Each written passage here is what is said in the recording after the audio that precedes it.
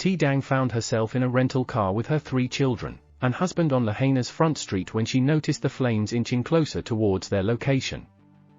As nearby vehicles ignited in flames, the family swiftly gathered their food, water, and phones, making a decision to flee towards the waves. They had observed others attempting to escape the rapidly advancing blaze following the same path, including an elderly woman who received assistance entering the ocean. Stating their dilemma, the Kansas mother emphasized the urgency: "We must reach the ocean." Welcome to Slant News.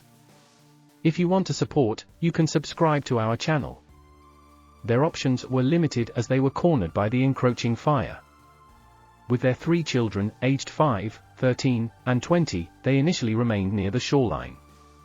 However, as evening descended and the tide surged, the water thrust Dang against the harbor's rock wall, causing a deep cut on her leg.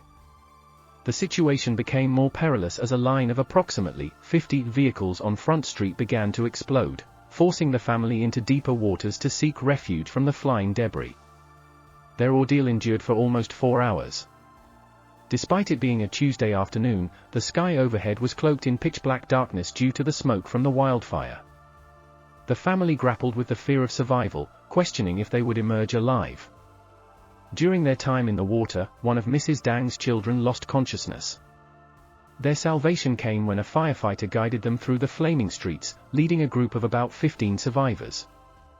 The firefighter's words echoed in their ears: "I'm unsure if we'll make it at this point.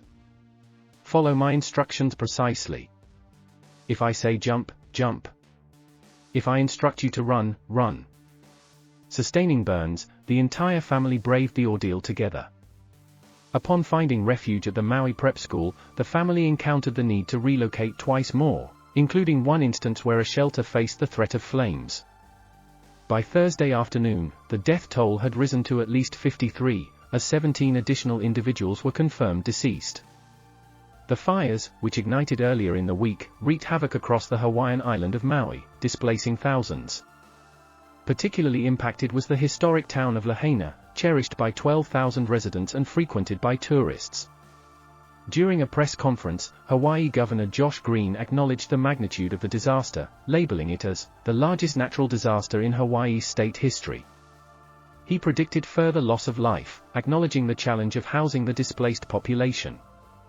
Hawaiians across the state were implored to offer shelter and rooms to those in need. Countless individuals lost their homes, among them Bryce Barroyden, who fled with his family, leaving behind nearly all their belongings.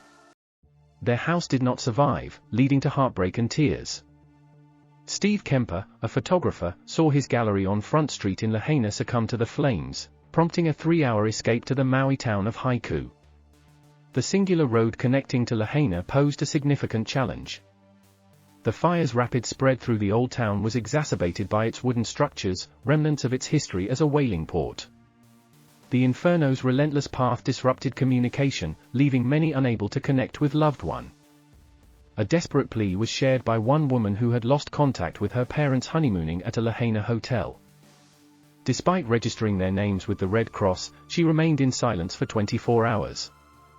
Following a journey from shelter to shelter, Dang and her family eventually made their way to Maui's airport, intending to fly back to Kansas.